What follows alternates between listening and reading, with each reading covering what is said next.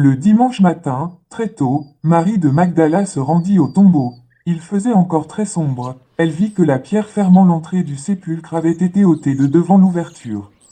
Alors elle courut prévenir Simon Pierre et l'autre disciple, celui que Jésus aimait. On a enlevé le Seigneur de la tombe, leur dit-elle, et nous n'avons aucune idée de l'endroit où on l'a mis. Pierre sortit donc, avec l'autre disciple, et ils se rendirent tous deux au tombeau. Ils couraient tous les deux ensemble, mais l'autre disciple, plus rapide que Pierre, le distança et arriva le premier au tombeau. En se penchant, il vit les linges funéraires par terre, mais il n'entra pas. Simon Pierre, qui le suivait, arriva alors. Il entra dans le tombeau, vit les linges qui étaient par terre. Et le linge qui avait enveloppé la tête de Jésus, non pas avec les linges funéraires, mais enroulé à part, à sa place. Alors l'autre disciple, celui qui était arrivé le premier, entra à son tour dans le tombeau. Il vit, et il crut. En effet, jusque-là il n'avait pas encore compris que Jésus devait ressusciter, comme l'avait annoncé l'Écriture. Les deux disciples s'en retournèrent alors chez eux. Pendant ce temps, Marie se tenait dehors près du tombeau, et pleurait. Tout en pleurant, elle se pencha vers le tombeau. Elle vit deux anges vêtus de blanc, assis à l'endroit où le corps de Jésus avait été déposé, l'un à la tête et l'autre aux pieds.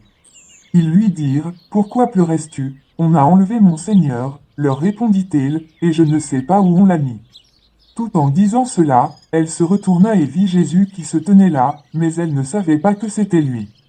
Pourquoi pleuresses-tu? Lui demanda Jésus. Qui cherchais-tu? Pensant que c'était le gardien du jardin, elle lui dit, si c'est toi qui l'as emporté, dis-moi où tu l'as mis, pour que j'aille le reprendre.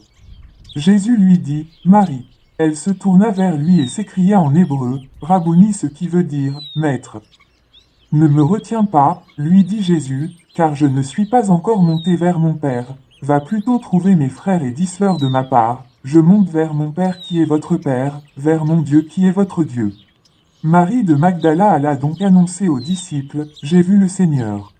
Et elle leur rapporta ce qu'il lui avait dit. Ce même dimanche, dans la soirée, les disciples étaient dans une maison dont ils avaient verrouillé les portes, parce qu'ils avaient peur des Juifs. Jésus vint, il se trouva là, au milieu d'eux, et il leur dit, que la paix soit avec vous. Tout en disant cela, il leur montra ses mains et son côté. Les disciples furent remplis de joie parce qu'ils voyaient le Seigneur. Que la paix soit avec vous, leur dit-il de nouveau, comme le Père m'a envoyé, moi aussi je vous envoie. Après avoir dit cela, il souffla sur eux et continua, recevez l'Esprit Saint. Ceux à qui vous remettrez leurs péchés en seront tenus quittes, et ceux à qui vous les retiendrez en resteront chargés. L'un des 12, Thomas, surnommé le jumeau, n'était pas avec eux lors de la venue de Jésus. Les autres disciples lui dirent, nous avons vu le Seigneur. Mais il leur répondit, si je ne vois pas la marque des clous dans ses mains, si je ne mets pas mon doigt à la place des clous, et si je ne mets pas la main dans son côté, je ne croirai pas. 8 jours plus tard, les disciples étaient de nouveau réunis dans la maison. Cette fois-ci, Thomas était avec eux. Jésus vint, alors que les portes étaient verrouillées. Il se tint au milieu d'eux et leur dit, que la paix soit avec vous. Puis il dit à Thomas, place ton doigt ici, vois mes mains, avance ta main et mets-la dans mon côté. Ne sois donc pas incrédule, mais crois.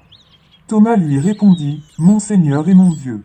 Parce que tu m'as vu, tu crois. Lui dit Jésus, heureux ceux qui croient sans avoir vu. Jésus a accompli, sous les yeux de ses disciples, encore beaucoup d'autres signes miraculeux qui n'ont pas été rapportés dans ce livre.